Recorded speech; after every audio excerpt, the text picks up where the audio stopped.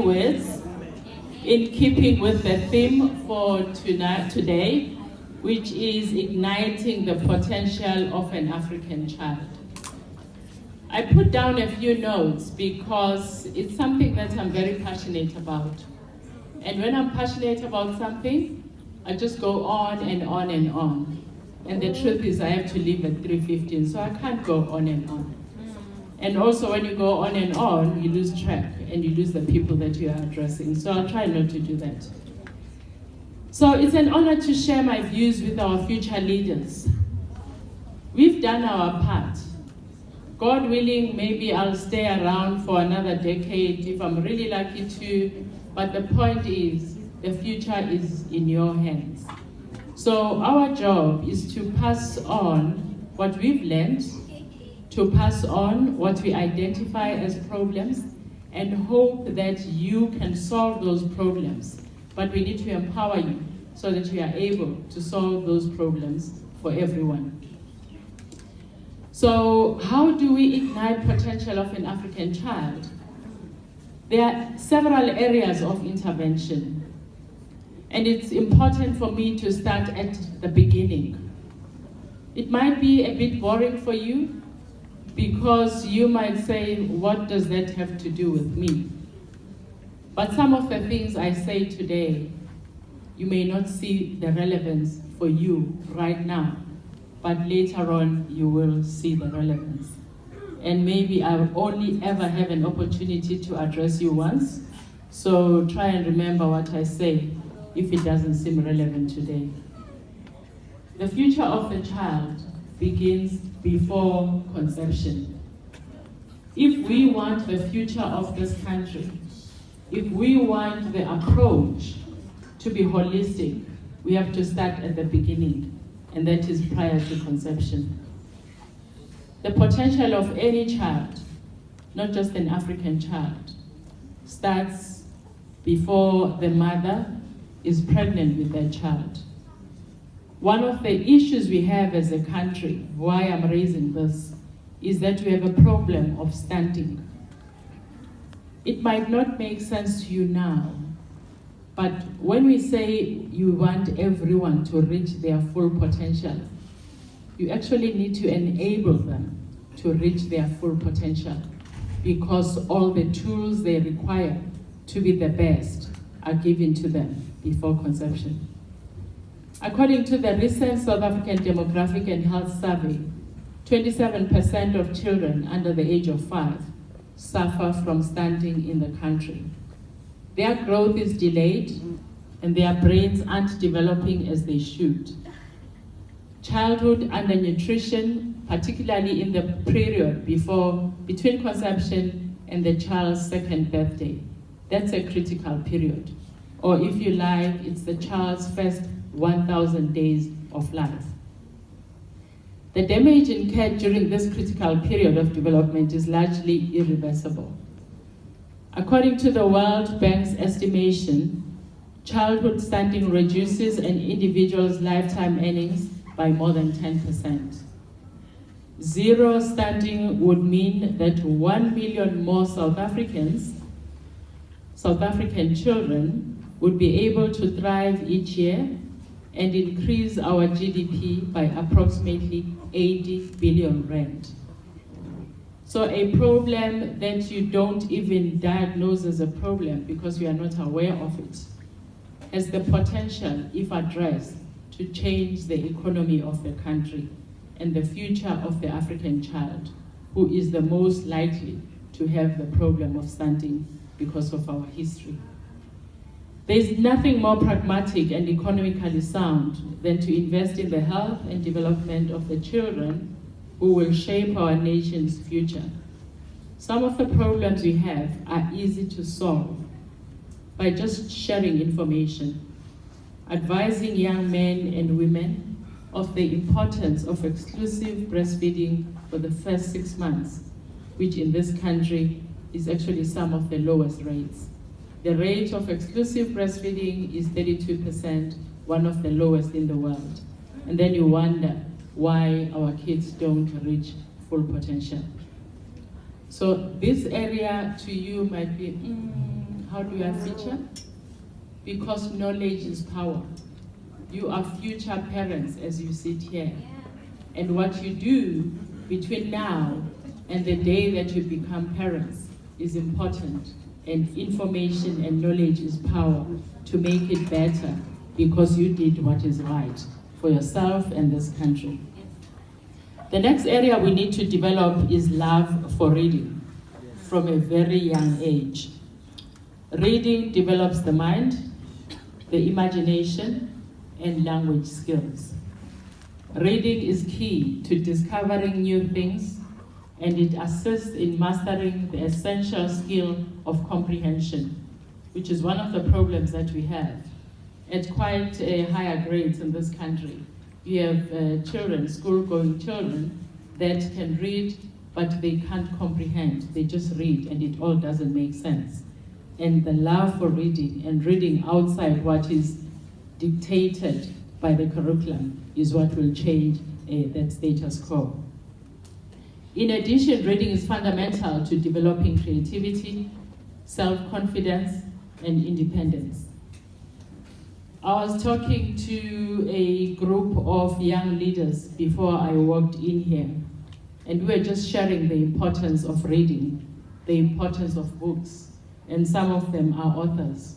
So we share the passion to share the knowledge that we gain as we go along with everyone, even people that you'll never meet.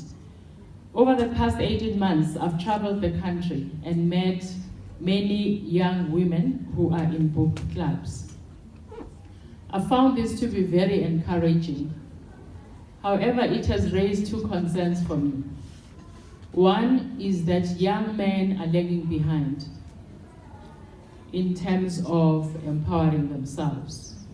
If I'm wrong, I'll just be too happy, and you just prove me wrong and you would have made my day. Why am I saying this? Excuse me.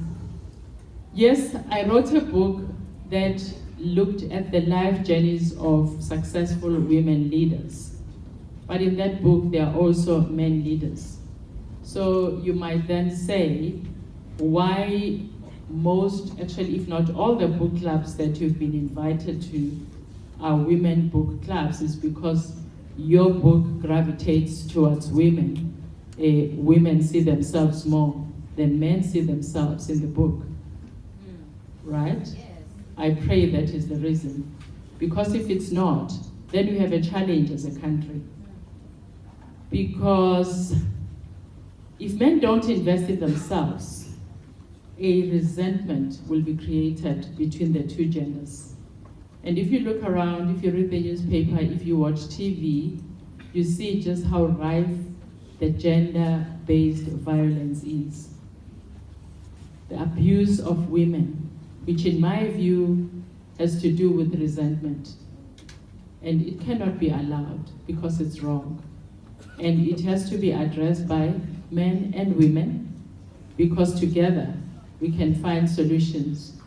We can realize that we actually are equal. We might be different, but each one of us has something to deliver.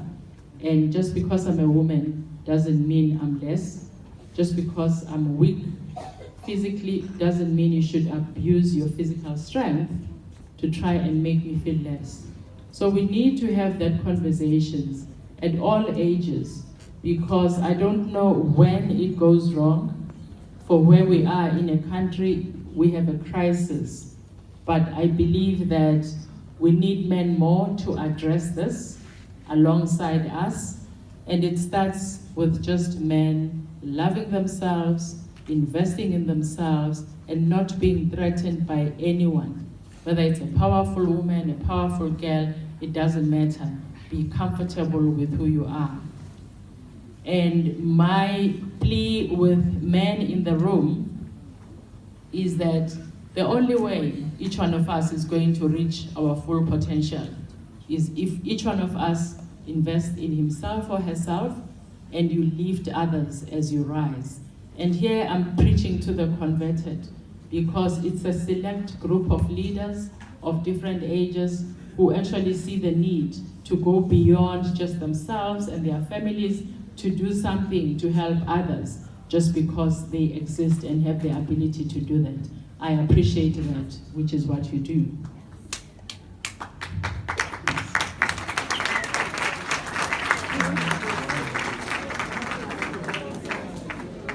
It's true that women have to work harder to be anything.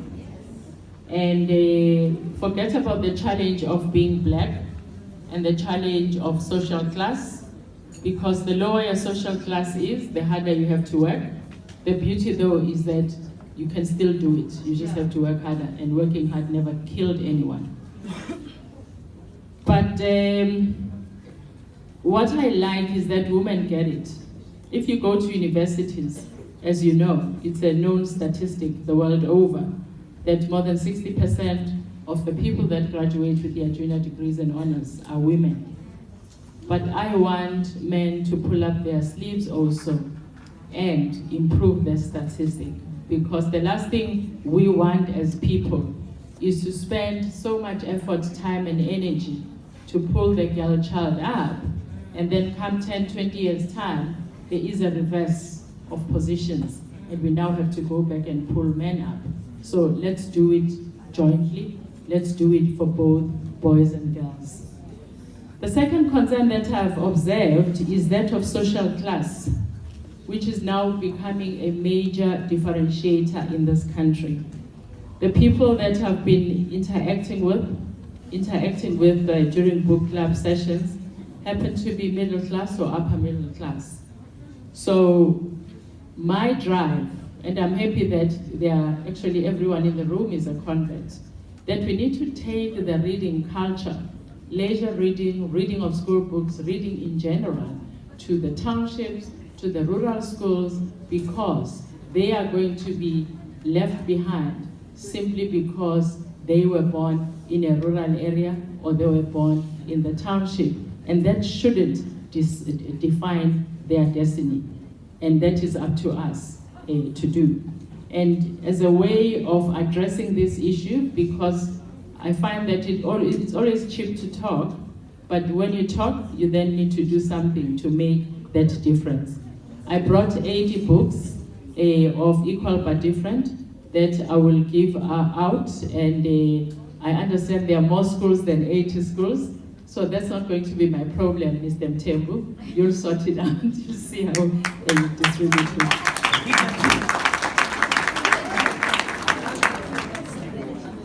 There is a saying by one of the authors that I respect, Chimamanda Adichie Ngozi, which goes as follows, quote, "Show a people as one thing, and only one thing, over and over again, and that's what they become," close quote. Nice. The world has a single story about an African. Sadly, it's not a beautiful story. It's a story that emphasizes who we are not, rather than who we are. It focuses on our weaknesses as opposed to our strength. It is up to us to change the narrative. We have the obligation to find good stories about us and our forebears, tell it to an African child, because that is the person she or he will become, because of a beautiful story about someone who looks like them. Our history should be told by us. We should influence the mandatory history subject that the government wants to introduce. We have many leaders who have come before us, who did amazing things, building nations and empires. Let's find those stories and tell them. I'll give you a simple example, very simple. I think each one of us knows everything about Tatu Mandela. There are certain things I was discovering for the first time when I went to attend Masisulu Centenary, because no one bothers to tell those stories. Why? Because we are such a patriarchal society, to the detriment of both men and women. It doesn't help the country not to recognize the contribution that women have made in this country. So we need to change that. And I'm hoping and begging on your generation to change that. Let's tell all the stories from men and women. Her contribution goes beyond just her contribution as a person, her contribution through her husband, but it goes further to the contribution from the kids that she raised. Not a lot of people even know that she was the first co-president of the UDF, which actually kept the fires burning while the ANC was banned. Amongst other many things that I'm asking you, you go and dig that history and tell that history, because our kids deserve to know it.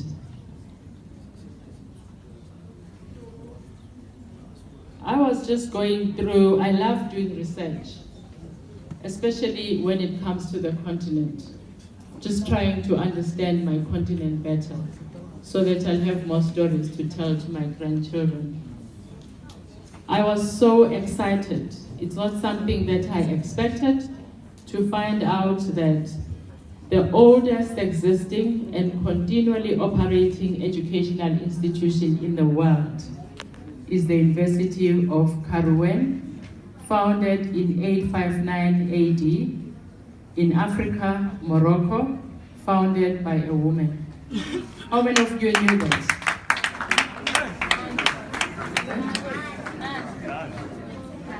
We don't hear that story. And you know what's even more interesting?